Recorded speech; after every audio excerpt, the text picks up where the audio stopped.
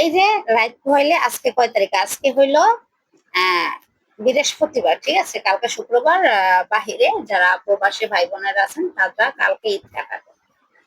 দেখেন, তারা হয়তো কথা কথা বলি জামা কাপড় কিনে না, অনেকে কিনে, যারা কিনছে তারা কিনে কিন্তু ওই যে নামাজ পড়তে যাবে, নামাজ পড়ে আইসে শুয়ে পড়বো ওই জামা কাপড়টা পরে, কিন্তু কোথাও গিয়ে যে একটু সেমাই খাবে, আর বন্ধু বান্ধবের লগে আড্ডা দিবে, মা বাবার লগে আড্ডা দিবে, এটা কিন্তু না।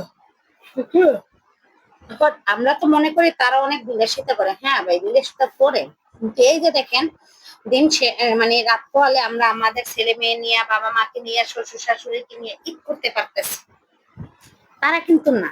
তারা সেমাই রান্না করবে, খাবে, ঠিক আছে, কিন্তু এই যে মায়ের হাতে, বউয়ের হাতে, ভাই বোনের হাতে যে সেমাই পাক করা, ভাই বোনের সালাম দিব, মাকে সালাম করব, এই আনন্দটা তাদের মধ্যে কিন্তু নেই। তারা চাইলেও পায় না।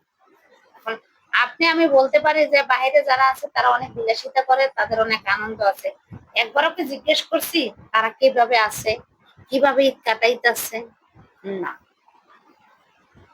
তাদের মতো হতভাগ্য কেউ নেই। এই ধরেন আমরা যারা বাংলাদেশে থাকি, প্রবাসে যারা থাকে তাদের কথা, আর আমাদের বাংলাদেশের যারা ভাই বোনেরা আছি, দেখেন আমরা চাইলেই কিন্তু এই দেশে যে ঈদ করতে পারি, বা মা বাবার লগে, বা ঢাকা যারা থাকে ফ্যামিলি লইয়া তারা একসাথে ঈদ করে, এইটা হ্যাঁ। আর সব থেকে যখন খারাপ লাগে যে পুলিশ, সরকারি পুলিশ, আর্মি, বিডিআর যারা এর আছে, এরাও ফ্যামিলির সাথে ঈদ কাটাইতে খুব কম পারে। পুলিশরা কিন্তু চাইলেই ছুটি নিতে পারে না, এই যে প্রবাসী ভাইদের মতোই তারা চাইলেই কিন্তু ছুটি নিতে পারে না। প্রবাসী ভাই বোনেদের মতো পুলিশরাও, সরকারি কর্মকর্তা যেমন আর্মি, বিডিআর, র্যাব যারা আছে তারা চাইলেই কিন্তু ছুটি কাটাইতে পারে না।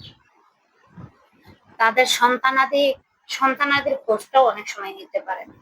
আবারও বলছি যে একবার প্রবাসী ভাই বোনেদের দিকে তাকায় দেখেন, সেই জায়গাতে যদি বলি কাপড় চোপড় যদি নাও কিনি, আমরা আলহামদুলিল্লাহ ভালো আছি ভাই। কাপড় চোপড় থাকলেও কি হবে, আর না থাকলে কি হবে বলেন? ঈদ তো আর তার জন্য অপেক্ষা করবেন, ঈদ তার নিজস্ব গতিতে চলবে। কিন্তু দেখেন, আমি যদি জামা কাপড় নাও লই, দেখেন তারপর আমার শাশুড়ি আছে, আমার দেবর আছে, দেবরের বউ আছে, তারপরে আমার নিজের ছেলে মেয়ে আছে, জালের ছেলে মেয়ে, একসাথে বৈশা দাওয়াত খাই।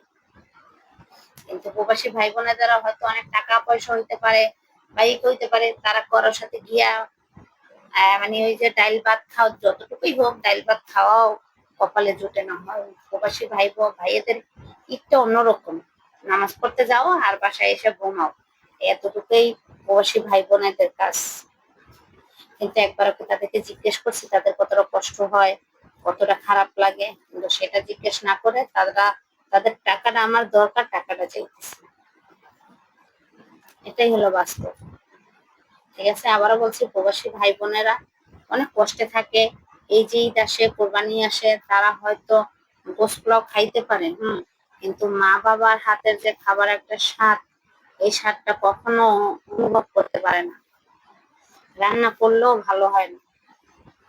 প্রবাসী ভাইয়েদের জন্য মন থেকে দোয়া, ভালোবাসা রইল, তাদের যেন আল্লাহ পাক ধৈর্য দেয়, ভালো রাখে, সুস্থ রাখে, আর এই সুস্থ তারা সুন্দরভাবে জানি ঈদ কাটায়, এই দোয়াই করি। আমার জন্য সবাই দোয়া করবেন। আমি আলহামদুলিল্লাহ যেভাবে আছি ভালো আছি। হয়তো আমি দামি দামি পোশাক কিনি নাই, ঠিক আছে, অল্প দামি পোশাক কিনছি আলহামদুলিল্লাহ। কেননা আমার হাজবেন্ডের যতটুকু ইনকাম আছে ততটুকু ইনকাম দিয়ে আমি করার চেষ্টা করছি। তাই আলহামদুলিল্লাহ, ভালো থাকবেন সবাই, সুস্থ থাকবেন। আবারও বলছি, প্রবাসী ভাই বোনেরা ঈদ কাটায় কিভাবে তা জানি না, কিন্তু আমার মনে হয় তারা অনেক কষ্টে ঈদ কাটায়। যদি আমার কথাগুলো সত্যি হয়ে থাকে, লাইক করেন, শেয়ার করে পাশে থাকবেন। সবাই ভালো থাকবেন। আল্লাহ হাফেজ। আসসালামু আলাইকুম।